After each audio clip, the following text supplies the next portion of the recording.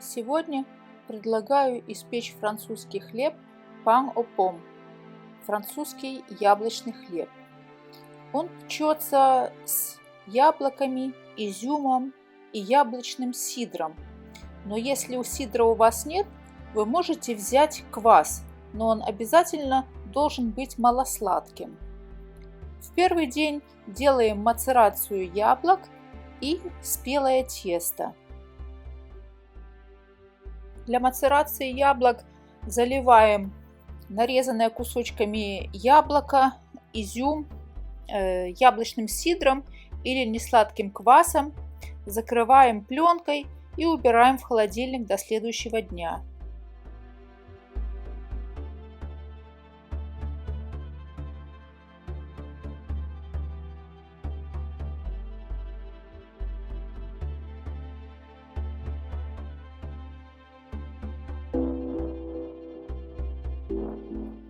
Одновременно делаем спелое тесто.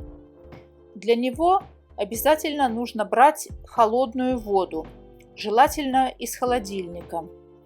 Все ингредиенты для спелого теста складываются в дежу и замешиваются на медленной скорости в течение 10 минут. Замес нужен для того, чтобы обогатить тесто кислородом, для того, чтобы дать жизнь дрожжам. После замеса тесто сразу накрывается и убирается в холодильник до следующего дня. Тесто может храниться в холодильнике в течение 3 дней или в морозильнике до 3 месяцев. Перед использованием после морозильника тесто нужно разморозить в холодильнике, а затем использовать по назначению.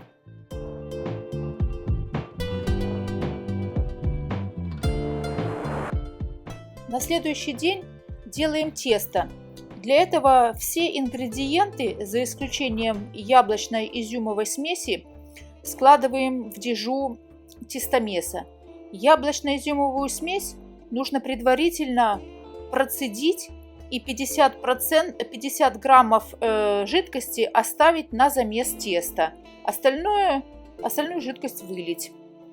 Замес происходит в течение 7 минут на медленной скорости и затем еще 4 минуты на средней скорости. И только после этого, когда клейковина будет относительно развита, ожидать полное развитие клейковины не стоит, добавляется яблочно-изюмовая смесь. На конец замеса температура теста должна составлять 23 градуса. Она должна быть не выше 23 градусов. По окончанию замеса тесто выкладывается в смазанный маслом контейнер, накрывается неплотно крышкой и оставляется при комнатной температуре на 30 минут. По прошествии 30 минут делается один подход складываний, после чего контейнер опять накрывается неплотно крышкой и тесто остается при комнатной температуре еще на 1 час.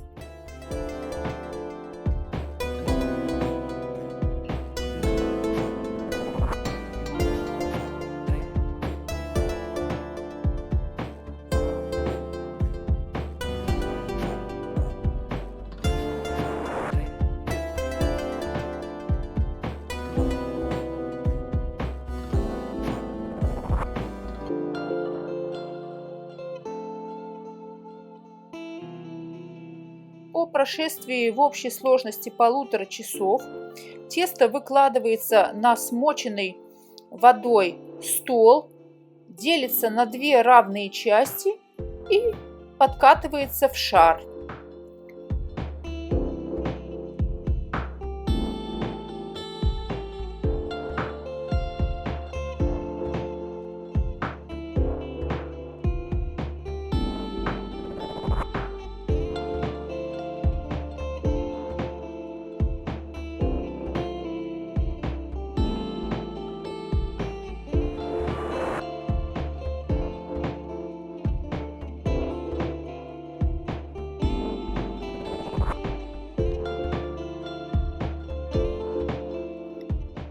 Эти заготовки нужно оставить под полотенцем на 20 минут. По прошествии 20 минут хлеб нужно сформировать. По рецептуре данный хлеб формируется в форме табатье, что по-французски означает табакерка.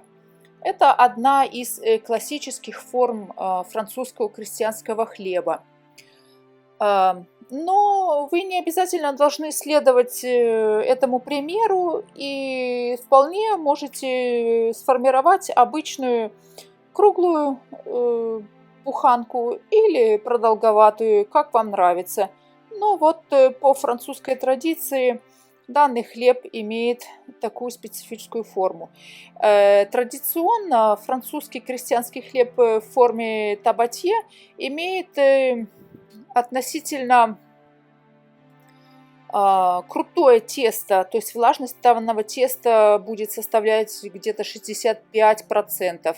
Формируется табатье таким образом, что 1/3 часть заготовки раскатывается в плоскую лепешку, которая затем смазывается подсолнечным маслом по краям, где-то 5 мм, 1 см, а центр лепешки смазывается водой. То есть при выпечке края, смазанные маслом, остаются не склеенными, и буханка имеет такой специфический вид в виде табакерки. Но, как я уже сказала, вы запросто можете испечь этот хлеб в виде традиционной буханки, круглой, или в виде батарда, как вам захочется. Этот хлеб будет таким же вкусным и пышным.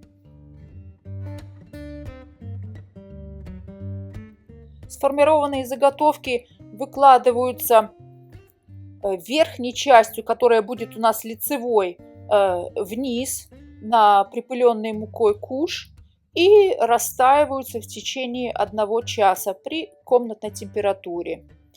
Перед посадкой в печь они переворачиваются, то есть лицевая сторона, которая была внизу, опять получается наверху. Делаются разрезы или зачастую, если тесто, например, как я уже сказала, традиционное для крестьянского хлеба в виде табатье, имеет влажность 64-65%, оно не надрезается, а просто наносится рисунок трафаретом и выпекается. Выпечка при 220 градусов с паром в течение 30 минут. При этом перед посадкой в печь духовка разогревается до 240 градусов и снижается до 220 непосредственно перед тем, как заготовки поступают в печь.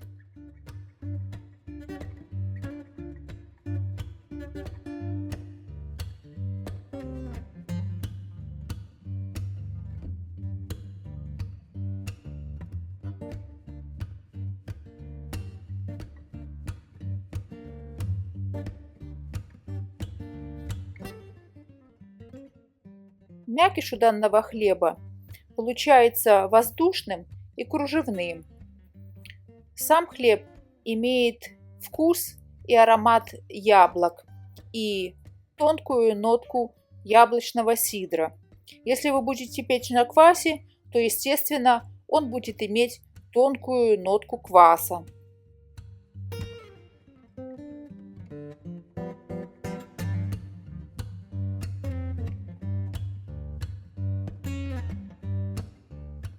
Если вам понравилось это видео и вы нашли его полезным, я буду признательна и благодарна, если вы поставите лайк и подпишитесь на мой канал, а возможно разместите ссылку на это видео в своих социальных сетях.